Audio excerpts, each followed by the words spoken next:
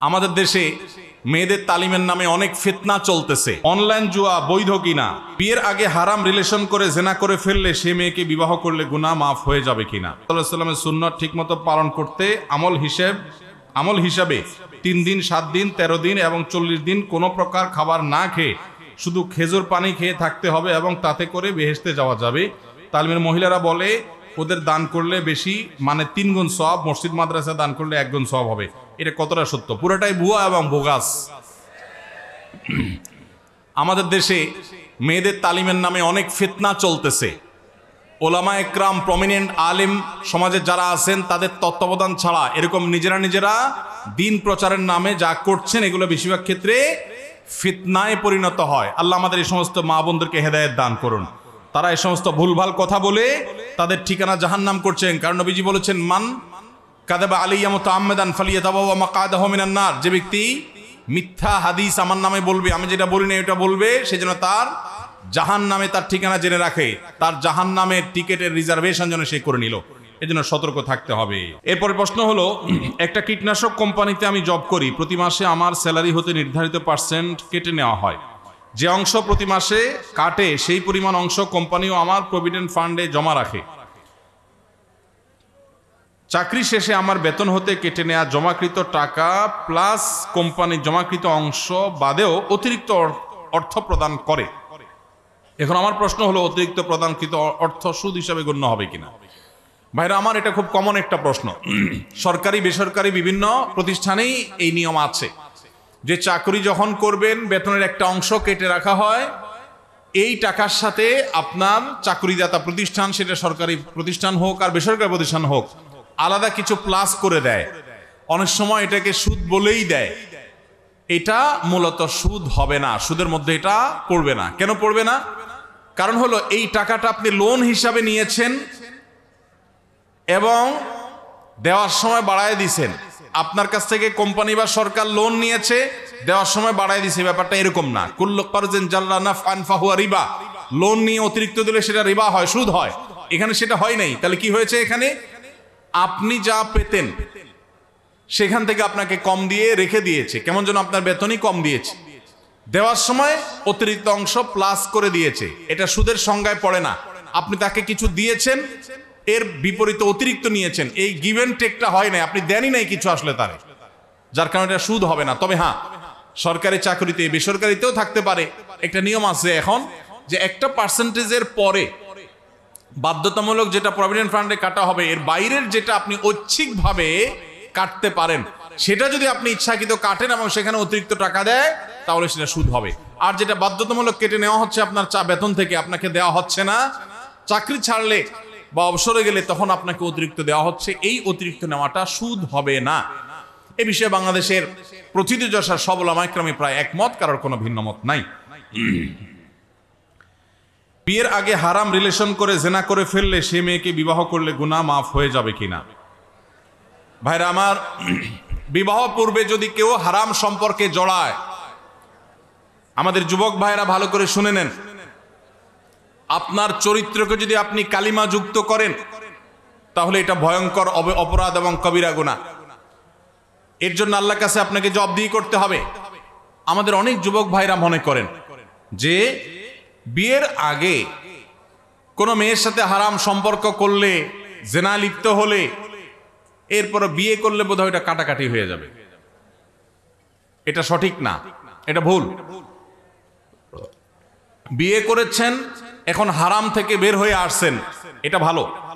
কিন্তু আগে যে অপকর্ম হয়েছে, গুনাহে হয়েছে, নাজায়েজ কাজ করেছেন, হারাম সম্পর্ক করেছেন, তার জন্য দুইজনেই আল্লাহর কাছে সারা জীবন চোখের পানি ফেলে কাঁদতে হবে, তওবা করতে হবে, ক্ষমা চাইতে হবে, ইস্তেগফার করতে হবে, ইনশাআল্লাহ তাহলে মাপ পাওয়া যাবে। যদি মনে করেন না, বেশিরভাগ এই হারাম রিলেশন যারা করে তারা তো মেয়েদেরকে মিথ্যা প্রতিশ্রুতি দেয়, একটাও বেশিরভাগই ঠিক রাখে না। আমি কথা ঠিক রাখলাম, তাহলে তো আমি ইমানদারের পরিচয় দিলাম। হ্যাঁ, আপনি কথা ঠিক রাখলেন, আপনি ভালো কাজ করলেন, কিন্তু আগে যে হারাম করেছেন এই কথা ঠিকের কারণে সেগুলো মাফ হবে না। তার জন্য আল্লাহর কাছে আলাদা মাপ চাইতে হবে। অনলাইন জুয়া বৈধ কিনা? ব্যাপার কি? কমন পড়ে গেছে নাকি? অনেক বেশি কমন। ইন্না লিল্লাহি ওয়া ইন্না ইলাইহি রাজিউন। এটা তো আমার কল্পনাও ছিল না। আপনাদের সবার আওয়াজ শুনে বুঝতে পারলাম যে এটা ব্যাধি আকার ধারণ করে গেছে। ভাইরা আমার, জুয়াকে আল্লাহ তাআলা হারাম করেছেন এবং শয়তানের কর্ম বলেছেন। আল্লাহ বলেছেন, ইন্নামাল খামরু ওয়াল মাইসির ওয়াল আনসাব ওয়াল আজলামু রিজসুম মিন আমালিশ শাইতানি ফাজতানিবু। মদ এবং আরো কয়েকটি হারামের কথা বলে আল্লাহ বলেছেন জুয়া, এগুলো সবগুলো শয়তানের কর্মকাণ্ড, এগুলো থেকে বেঁচে থাকো। অতএব জুয়া, অফলাইনের জুয়া যেরকম হারাম, অনলাইনের জুয়াও সেই রকম হারাম। শুধুমাত্র আপনাদের এই সাতক্ষীরা এলাকাতেই নয়, গোটা দেশে আমাদের অনেক তরুণরা, অনেক মানুষ বুঝে না বুঝে বিভিন্ন মোবাইল অ্যাপসের মাধ্যমে বিভিন্ন রকম অনলাইন বেটিং এর সাথে, জুয়ার সাথে তারা জড়িয়ে যাচ্ছেন। তারা জানেনও না যে তারা হারামের সাথে জড়িয়ে গেছেন। এই হারাম তাদের শুধুমাত্র জাহান্নামকেই ত্বরান্বিত করবেন না, দুনিয়াতে তাদের অশান্তি অনেকটাই অবধারিত এবং নিশ্চিত। জুয়া এবং এই জাতীয় হারাম বেটিং, এগুলোর মাধ্যমে হারাম কাজ করে, হারাম উপার্জন করে সুখের সাগরে ভাসছে, অনেক সুখী আসছে, সুখী আছে এরকম মানুষ আপনি খুব একটা দেখাতে পারবেন না, মানুষই দেখাতে পারবেন না। টাকা পয়সা হতে পারে, কিন্তু সুখ আল্লাহ তাআলা কখনো হারামে রাখেন নাই। যারা এই হারাম উপায়ে উপার্জন করছেন, যারা অনলাইনে বা অফলাইনে যেভাবে হোক জুয়া খেলে, বেটিং এর মাধ্যমে যারা উপার্জন করছেন, তাদের প্রতিটি পয়সা হারাম।